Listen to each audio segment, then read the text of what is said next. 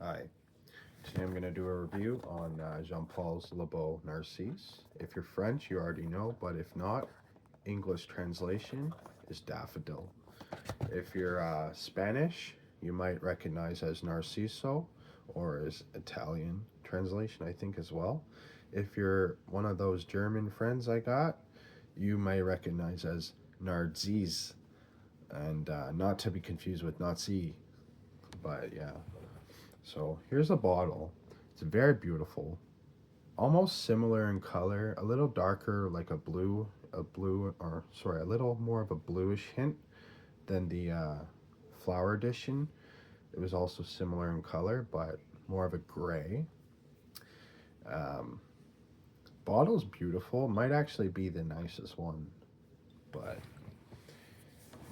anyways, let's get into it. So, top notes are coconut and bergamot. You definitely get the coconut. Not so much the citrus, like it's there, but it's more like just for waves of freshness. It's not really there like the others. As it settles down into the base, you get the you get the musk. You get a lot of musk, and you also get, what do you get? You get the musk. You also get orange blossom, which you definitely do notice, but not so much as other fragrances, like, let's say, myself and things like that. It is not like as prominent as other fragrances. It's definitely dialed back a bit on the orange blossom. As it goes into the base notes, you also get uh, tonka bean, which I think is sort of the star of the show. Also, you do get vanilla, which seems to be very popular these days. Everything has vanilla these days. And you also get vetiver, which I'm a fan of. Anything with vetiver is usually pretty nice. So, those are the notes. Pretty decent breakdown. Um, it's not like your typical three note breakdown that you see these days.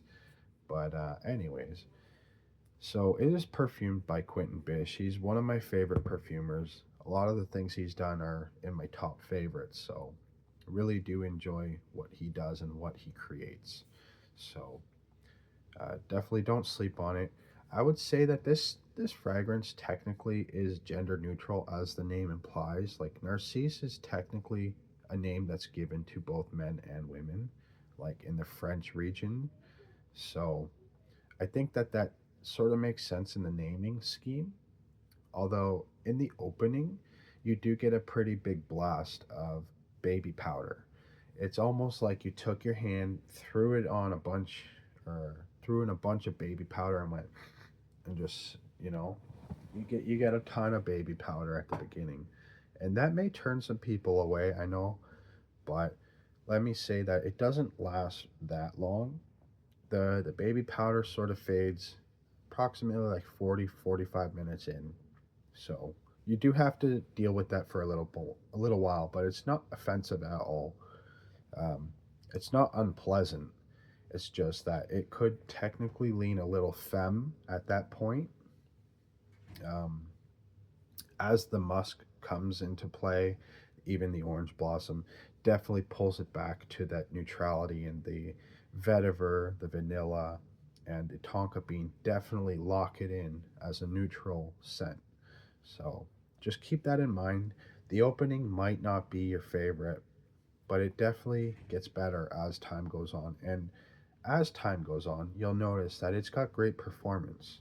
I sprayed one spray. I sprayed one spray at 11 in the morning when this arrived.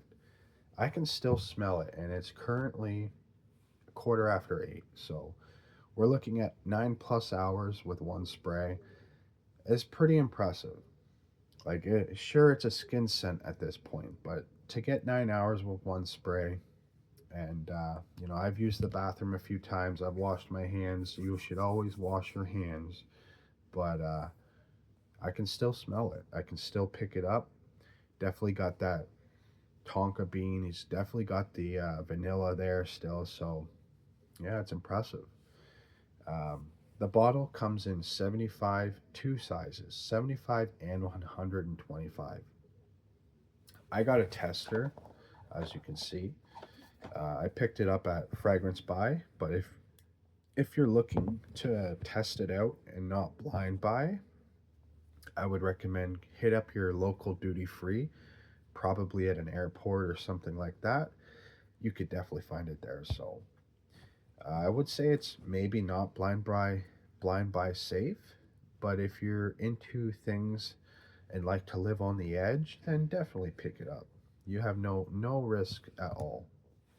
Um, I find that this slightly reminded me of Prada Amber, which is a discontinued scent.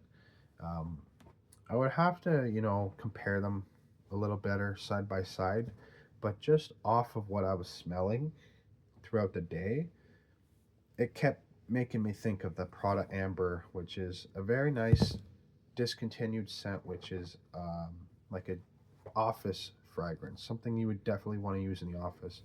And I could see this being used in lots of situations. Definitely as a daily. It's more of a spring summertime scent, but you could use this in cooler weather. Just I don't think that I'd be reaching for this in the cooler weather. Um, Definitely office appropriate. You could wear it at the gym. It's not offensive. It's not gonna offend anyone at all. Um, it might even bring the ladies in. So I would actually recommend wearing it to the gym, unless you're TLTG, and at which point you just don't wear fragrances to the gym, which I don't believe. Anyways, um, so let's just go back into this. So I did a quick little write up as I was uh, testing it throughout the day. So like I said, as the day went on, I made some quick notes. So, in the opening, I got like a bright citrus, like the bergamot, which was giving lots of freshness. It came in waves. And then as the musk came into play, the powderness, it went away. And really, the musk is, I would say, the star of the show. It definitely stays and commands a presence. Some people may confuse that with the baby powder, but I think that's where they sort of separate. The baby powder goes away, and the musk really takes shine. Um, where was that? And then yeah, as it really fully develops, you get the tonka bean, the creaminess of that. You also get the vanilla, which I find they kind of intermingle. A little hard to tell one from the other at that point, but you definitely get those, and they last for quite some time. And even 9 hours later, I can still smell it. It's a skin scent at this point, but it's there. Um,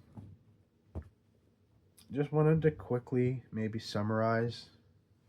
So it starts out sweet, creamy, powdery, transitions into like a clean, musky, slightly sweet, but also salty. So that's pretty much how it kind of was for me. Uh, your experience may vary, but I think it's a great release. It's getting a lot of hate. Definitely people who are a lot less experienced and they just want to wear Dior Sauvage. That's all they want. And they're looking for, you know, they're looking for something they don't actually want. If you're looking to stand out, looking to be unique, this is a fragrance I think you should definitely check out. And before I end, I just want to give you a little atomizer check. So here, hopefully you can see it. It's pretty good. Oh, you couldn't see that. Yeah, yeah. Right off the first spray, it's like I sniffed a line of baby powder. Smells like baby powder. Anyways, so yeah, um, it's very fragrant. Like I said, very very powdery. Um, yeah, don't know what else I can say other than that. You know, like I said, I picked mine up at Fragrance Buy. If you're looking to buy, they have testers available. Um, Pretty good price too. I think I paid $136. It's very solid. You can also get it with the tin for, I believe, 160, 170. And don't forget to subscribe. Thanks. Bye.